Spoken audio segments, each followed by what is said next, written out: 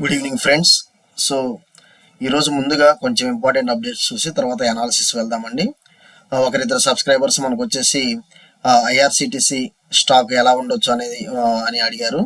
And more over మనకి కొన్ని stocks అయితే ఈరోజు మంచిగా రియాక్ట్ అవ్వడం జరిగింది. సో ఎందుకు అలా అయినాయి అనేది మనం అనాలిసిస్ అనేది చూద్దాం. ముందు ఇంపార్టెంట్ అప్డేట్స్ చూద్దామండి. కొన్ని ఇవి ఇంపార్టెంట్ అనిపించినాయి, సో మనం డిస్ప్లే చేస్తున్నాము. సో వేదాంత మీద వచ్చేసి డెట్ రీస్ట్రక్చరింగ్ ప్లాన్ అన్నట్లుగా మనకు వస్తుంది. అండ్ సో దీనివల్ల మనకి ఏంటంటే వేదాంత షేర్స్లో కొంచెం పాజిటివ్ మూమెంటం అయితే వస్తుందండి, అది మీరు గమనించాలి. సో మనకి వైబ్రెంట్ గుజరాత్ సమ్మిట్ జరగబోతుంది. ఆల్మోస్ట్ $86 బిలియన్ ఇన్వెస్ట్మెంట్ అన్నట్లుగా సైన్ చేసినట్లుగా వస్తుంది. ఇందులో Tesla is playing major role అండి, అది మీరు గమనించాలి. టెస్లా అంటే ఈవీ స్టాక్. సో దానివల్ల ఏంటంటే మేజర్ ప్లగ్ ఇన్ పాయింట్స్ అంటే power stocks, green energy stocks, and more over chip design stocks, and more over మనకి వచ్చేసి ఏమైతే ఆ యొక్క బాడీ అసెంబ్లింగ్ మెటీరియల్ మ్యానుఫ్యాక్చర్ చేస్తారో వీటన్నిటికీ మంచి పాజిటివ్ సెంటిమెంట్ అయితే ఉంటుంది. కాకపోతే మీరు ఇక్కడ గమనించాల్సింది ఏంటంటే టెస్లా ఈవీ కార్స్ మేకర్ ఏదైతే ఉందో, సో దానివల్ల మన ఇండియన్ కార్ మేకర్స్కి ఒలెక్ట్రా, ఓలాటెక్, సో ఒలెక్ట్రా గ్రీన్ ఇలా కొన్ని ఏమైతే ఉన్నాయో, Ather Energy, so TVS Electric, Hero Electric, వీటి మీద అయితే కొంచెం అయితే ఇంపాక్ట్ అయితే పడుతుంది, అది మీరు గమనించాలి. ఓకే, నెక్స్ట్ వచ్చేసి హోమ్ లోన్ రేట్స్ అనేది మనకి ఈ ఇయర్ తగ్గొచ్చు 50 బేసిస్ పాయింట్స్ దాకా. ఎందుకంటే ఆల్ టైమ్ ఆర్బీఐ అనేది ఆల్ టైమ్ ఇంట్రెస్ట్ రేట్స్ అనేది హైక్ చేసి ఉంది 2023లో. సో ఇక ఇంట్రెస్ట్ రేట్స్ హైక్ చేయబోము, కాకపోతే రేట్ కట్స్ ఉంటాయి అని చెప్పారు. ఎప్పుడైతే మనకి రేట్ కట్స్ అనేది ఉంటుందో ఆటోమేటిక్గా మార్కెట్లో లిక్విడిటీ పెరిగిద్ది. దానివల్ల మార్కెట్లో ఇంకా మంచి అప్సైడ్ మొమెంటం పుష్ అనేది అయితే ఉంటుంది, అది మీరు గమనించాలి. బజాజ్ ఆటో ఇచ్చారండి షేర్ బైబ్యాక్. ఎప్పుడైతే షేర్ బైబ్యాక్ అనేది మనకి న్యూస్ వస్తుందో, సో ఆటోమేటిక్గా దాని మీద ఆ షేర్ మీద పాజిటివ్ ఇంపాక్ట్ అయితే ఉంటుంది, అది మీరు గమనించాలి. ఈరోజు మేజర్గా మార్కెట్ని కొంతమటికి అంటే మార్కెట్ ఇంకా కరెక్షన్ రావాల్సిందే, పడాల్సిందే, కాకపోతే కొంతమటికి ఆపింది ఏంటంటే అదానీ న్యూస్ అండి. Only Adani news, because supreme court verdict అనేది అదానికి కొంచెం పాజిటివ్ స్టేట్మెంట్ ఇచ్చారు. అందువల్ల ఏంటంటే అదానీ గ్రూప్ స్టాకు చాలా పాజిటివ్లో ట్రేడ్ అవ్వడం జరిగింది, అప్పర్ సర్క్యూట్స్లో ట్రేడ్ అవ్వడం జరిగింది. So at least Adani group stocks వల్ల మార్కెట్ ఇంకా బాగా ఫాలో అవ్వాల్సింది, కొంతవరకు ఫాలో అయింది. Okay, next India's manufacturing activity eases to 18 month లో ఇన్ డిసెంబర్. ఇది వచ్చేసి నెగిటివ్ సెంటిమెంట్ క్యారీ చేస్తుందండి, ఇది మీరు గమనించాలి. ఓకే, సో మ్యానుఫ్యాక్చరింగ్ యాక్టివిటీ అనేది 18 month లోకి ఉంది డిసెంబర్లో అని అన్నట్లుగా ఇస్తున్నారు, అది మీరు గమనించండి.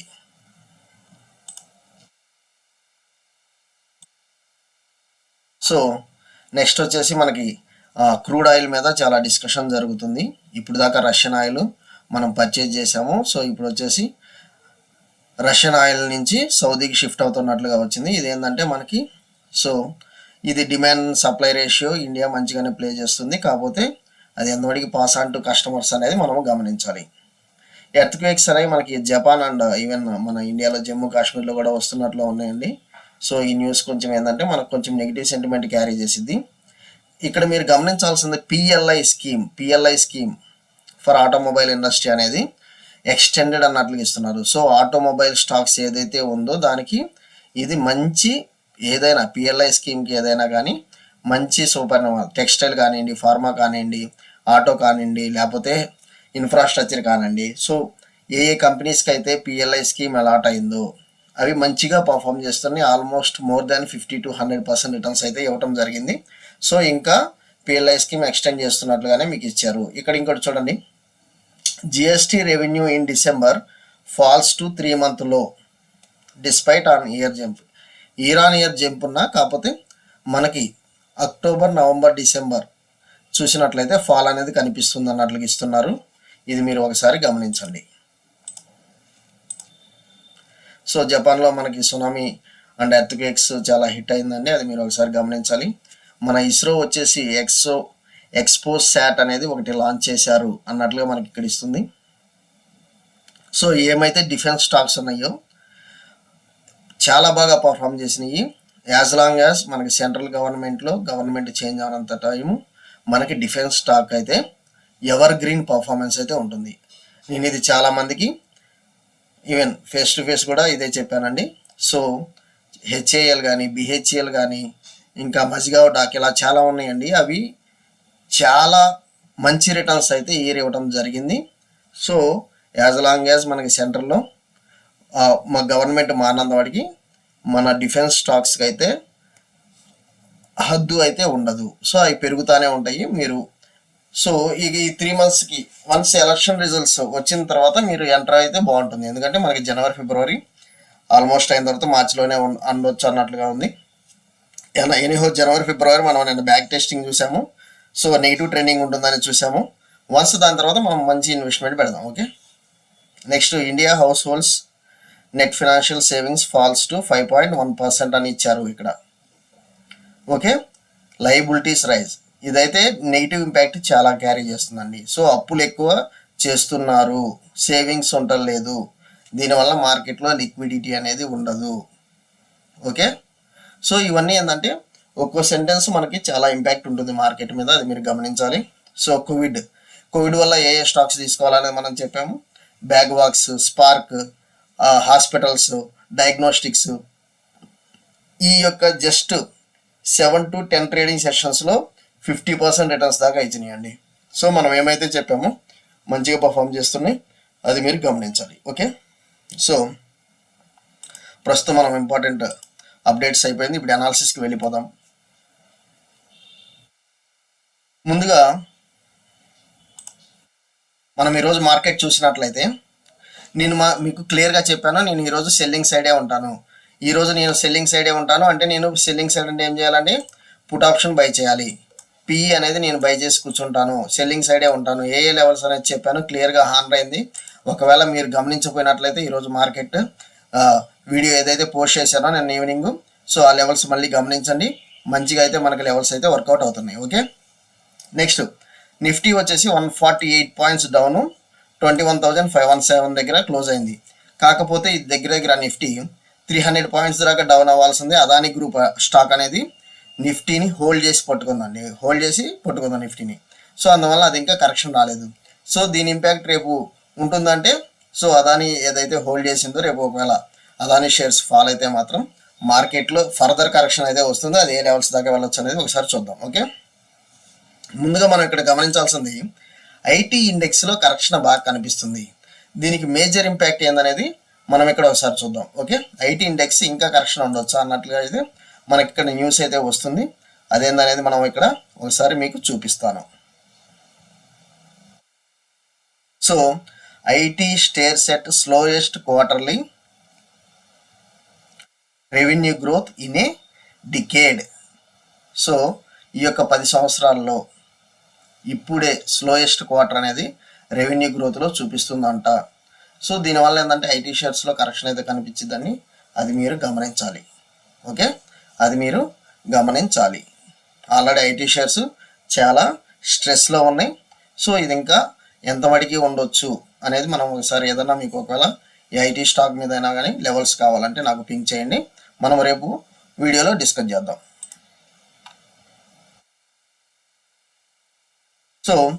సో ముందుగా మనకు వచ్చేసి ఇప్పుడు వేరే మార్కెట్స్ ఎలా ఉన్నాయి అనేది ఒకసారి గ్లోబల్ మార్కెట్స్ కూడా చూసి మన లెవెల్స్కి వెళ్దాము.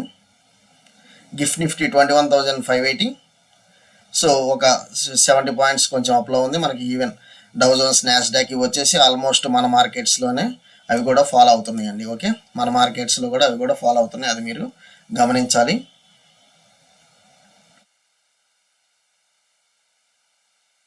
సో ఈవెన్ యూరోపియన్ మార్కెట్స్ అయితే బాగా ఫాలో అయిందండి. మార్కెట్లో రేపు బాగా కరెక్షన్ అయితే కనిపిస్తుంది, మనకి ఇండికేషన్ వచ్చింది.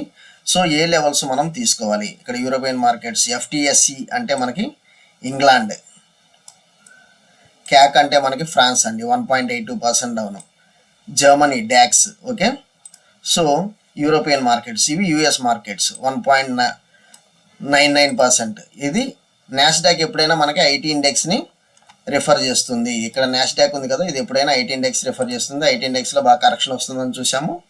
సో మనకి ఐటీ ఇండెక్స్ స్టాక్స్ ఏదైతే ఉన్నాయో అవి మీరు జాగ్రత్తగా పొజిషన్ చూసుకుంటా ఎంట్రీ ఎగ్జిట్ అనేది చేస్తూ ఉండండి. ఓకే, సో నెక్స్ట్ వచ్చేసి మనం లెవెల్స్కి వెళ్దామండి. ఒకసారి ఆప్షన్ చైన్ కూడా చూద్దాము. సో రేపు లెవెల్స్ ఎలా చేయాలనేది ఒకసారి ఆప్షన్ చైన్ ద్వారా చూద్దాం, చార్ట్స్ ద్వారా చూద్దాము. నాకు రేపు 21,600 అనేది మేజర్ రెసిస్టెన్స్ కనిపిస్తుంది. అండ్ నాకు 21,400 దాకా నాకు కనిపిస్తుందండి కరెక్షను. ఎనీహో నాకు 21,500 నాకు బ్రేక్ అయ్యే ఛాన్సే ఎక్కువ కనిపిస్తుంది. సో 21,500 బ్రేక్ అయితే 21,400 లెవెల్స్ అనేది చూస్తున్నాము.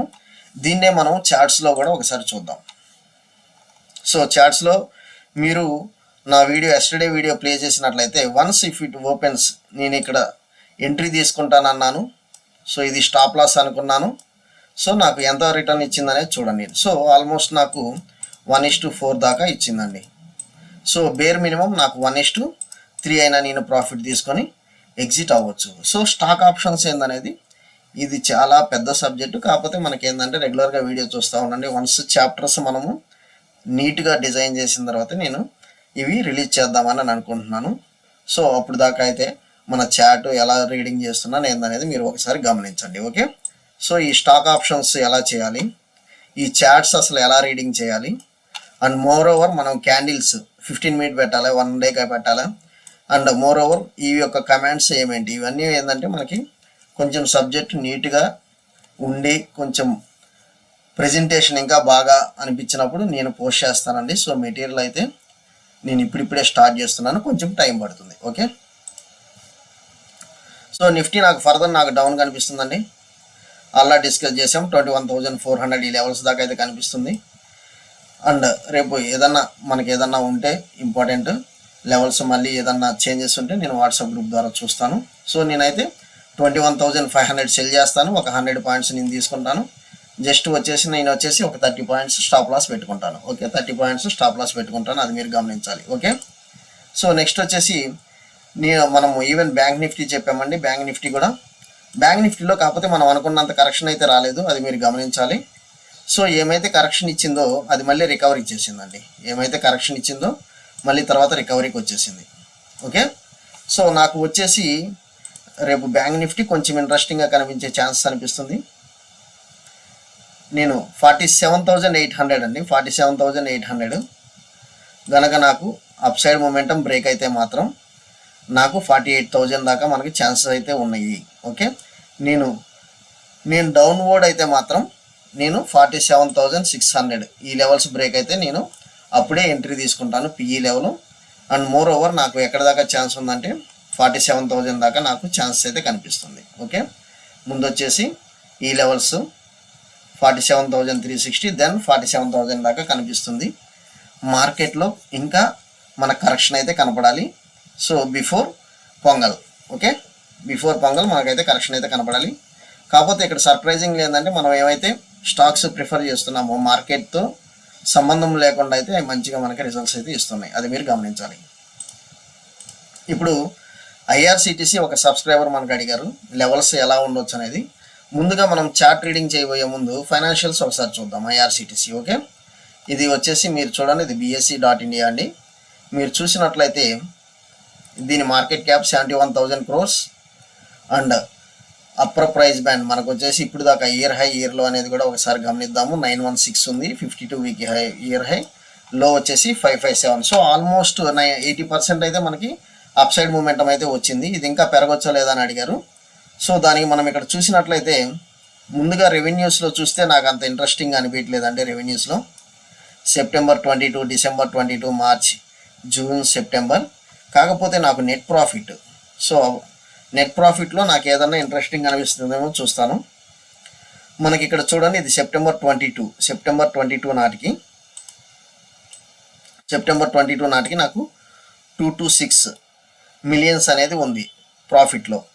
అదే నాకు డిసెంబర్ అండ్ మార్చ్ చూస్తే కొంచెం ఇంక్రిమెంట్ ఉంది. కాకపోతే నాకు ఇక్కడ ఇంట్రెస్టింగ్ అనిపించింది ఏంటంటే జూన్ క్వార్టర్కి అండ్ సెప్టెంబర్ క్వార్టర్కి ప్రాఫిట్లో కొంచెం మంచి ఇంక్రిమెంట్ కనిపిస్తుంది. 30% దాకా నాకు ఇంక్రిమెంట్ అయితే కనిపిస్తుంది.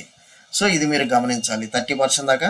కాకపోతే రెవెన్యూలో అయితే కొంచెం న్యూట్రల్గానే ఉన్నా నాకు ప్రాఫిట్లో అయితే జంప్ అయితే కనిపిస్తుంది, అది మీరు గమనించాలి. ఓకే, అంటే ఎక్స్పెన్సెస్ మనకి ఎక్కడైనా తగ్గి ఉండాలి, ఎక్స్పెండిచర్ అనేది తగ్గి ఉండాలి. ఇది ఇక్కడ చూడండి, మనం డిస్కస్ చేసింది ఎక్స్పెండిచర్ అనేది ఇక్కడ తక్కువగా ఉంది, అందువల్ల ప్రాఫిట్లో అయితే జంప్ అయింది. ఓకే, సో యాన్యువల్ ట్రెండ్స్ కూడా చూద్దాము. మనం యాన్యువల్ ట్రెండ్స్లో చాలా బాగా ఇచ్చారండి మనకి. ఎప్పుడైనా మన నెట్ ప్రాఫిట్ చూసుకుందాము.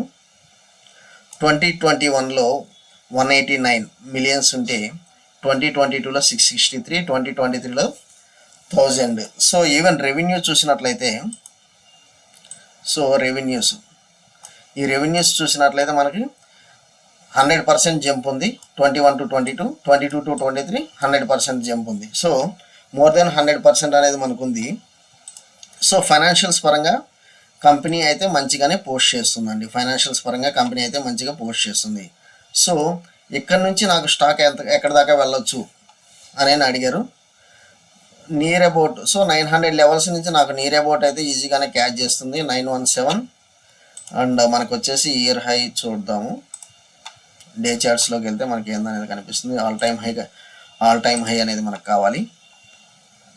సో ఇది ఆల్ టైమ్ హై వచ్చేసి 1250 లెవెల్స్ దాకా కనిపిస్తుంది. ఇది ఇక్కడ చూడండి, మనకి మంత్లీ చార్ట్లో ఇక్కడ చూడండి, మనము మంత్లీ చార్ట్లో నాకు క్లియర్ లెవెల్స్ బ్రేక్ అనేది కనిపిస్తుంది. దెన్ నెక్స్ట్ వచ్చేసి మనకి డైరెక్ట్గా 1250 దాకా ఛాన్సెస్ అయితే నాకు కనిపిస్తున్నాయండి. 1250 దాకా ఛాన్సెస్ అయితే కనిపిస్తుంది. ఒకవేళ మార్కెట్లో విపరీతమైన కరెక్షన్ వచ్చి ఒక 1000 పాయింట్స్ నిఫ్టీ పడిపోతే తప్ప నాకు ఐఆర్సిటీసీలో మేజర్ సెల్లింగ్ ప్రెషర్స్ అయితే కనిపించట్లేదు, అది మీరు గమనించాలి. సో దీనికి స్టాప్ లాస్ మనకు వచ్చేసి 840 దగ్గర మనకి స్టాప్ లాస్ కనిపిస్తుంది. First stop loss monthly chart ద్వారా, అది మీరు గమనించండి.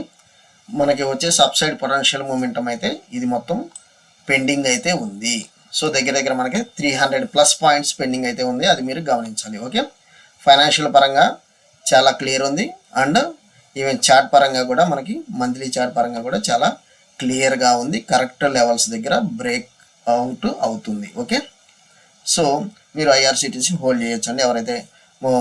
ఎవరైతే బై చేసి ఉందో వాళ్ళు ఐఆర్సిటీసీ హోల్డ్ చేసుకోవచ్చు. ఓకే, ఎందుకంటే ఎగ్జాక్ట్ లెవెల్స్ దగ్గర ఇప్పుడు మనము చేసే తప్పు ఏంటంటే ఎగ్జిట్ అవుతాం.